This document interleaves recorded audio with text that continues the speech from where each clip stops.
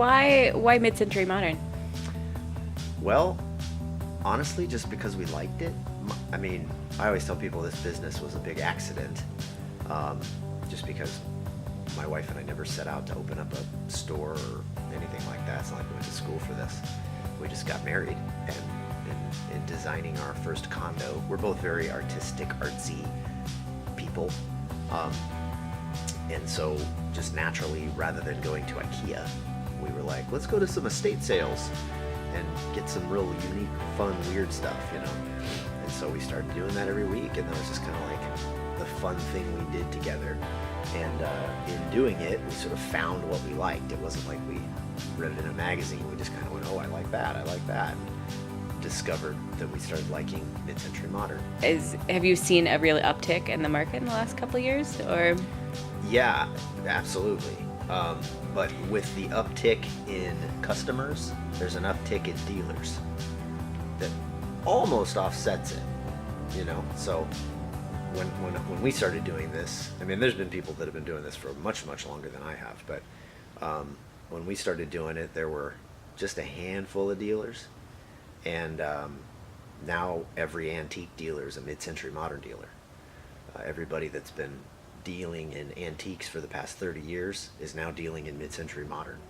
And so the competition is there for sure.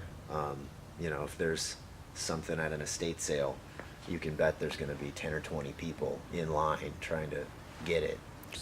Paint the whole thing white. We picked this real pale yellow color for the drawers and for the pegboard.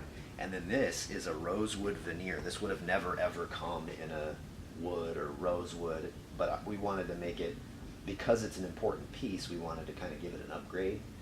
And so this is a good example of something that's important, but it was okay to change it because it was so far gone when I got it. And I think we made it much, much prettier. Yeah, and it makes it feel more appropriate for someone's home. The use of veneers, if I'm not mistaken, was very popular back then anyway. Absolutely. Yeah. So it's kind of appropriate. Well, it's funny that you say that, because everybody always comes in and they're like, it's solid wood, it's solid wood, it's solid wood, it's made, it's vintage, so it's got to be solid wood. And I'm like, actually, most of this stuff isn't solid wood. Solid wood, to people like dovetail, people always say it's dovetail joinery, and it's kind of like they equate dovetail joinery or solid wood with quality, which is true, but it doesn't have to be solid wood to be quality. All this Danish stuff, all the teak stuff, it's a piece of teak veneer on top of maybe something better than particle board like they do now, but it's not solid wood. There's pieces that are solid, but like this isn't solid wood. This is all little tiny pieces of plywood molded together with a piece of veneer on top. Well, in a manner of speaking, that was the huge technological development. Right. They figured out how to do veneers. And right. From my time in design school, I worked in the same building as a product designer as the furniture makers. And it's incredible the amount of work and technique that goes into veneers. Oh, yeah. They're incredibly difficult to lay well. Very, very difficult. That's why I don't do it. I have people that do it. If we have stuff with veneer chips, I'm like, here, take it, because I don't know what to do. So there you have it. Solid wood is not everything. Veneers are what's in. It's true. You're saying these are Ames up here? Those are Eames chairs. Those are first year, and the way you can tell that is that checkerboard label under it is the Zenith Plastics Company. So before Herman Miller was producing their own stuff, they had the Zenith Plastics Company making their stuff for them. Similarly, they had the Evans Company making their molded plywood stuff until they had the technology on their own. And so the first year or so, Zenith Plastics Company made all of these shell chairs, and you can tell by the label. And then there's what's called a rope edge, which I'd have to bring it down to show you, but there's all along the very edge, there's literally a rope in the fiberglass, and you can feel it. Oh. And so those two things, along with I can see it actually. Yeah. And then the black, like hockey pucks, those are called shock mounts. See how big they are? Right. If you look at all Eames shells after those, well, those were there for a few years, but they got smaller. So the big shock mounts, the rope edge, the heavy fibers, you can see the fibers, and then that Zenith label all date these to the first years of production. And that's a rocker, that's a set of 6, what would be like dining chairs, and then that one over there is a dowel base. It's got the wood base. The wood base. Mm-hmm.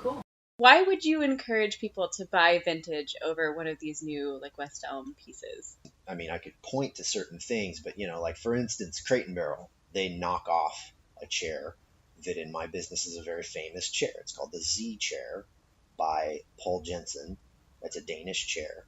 It's a wood frame chair that looks like a Z from the side, and it's beautiful. And if you see a real one, which there's plenty of them out there online, if you go to any of the websites that they're out there, and the lines are just, they're like seamless. You can't tell where one piece of wood meets another piece of wood unless you look really close. The Crate and Barrel version, very clearly the arm goes like this and stops, and then out of the bottom of the arm the leg goes back and then stops, and then this other leg and it's very, very clear that they just didn't take the time to make it look as seamless as the original.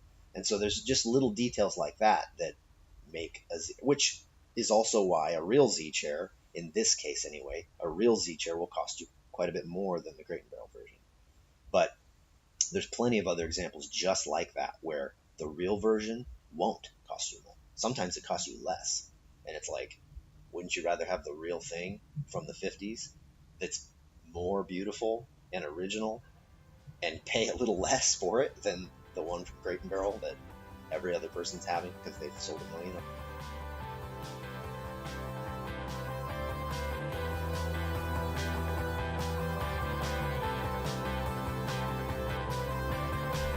Thank you for watching the Kerson's Antiques YouTube channel. If you own an item like this or you would like to, check us out at www.kersonsantiques.com or click the big K at the end of the episode. For more episodes like this, check out our recommended videos. Thanks.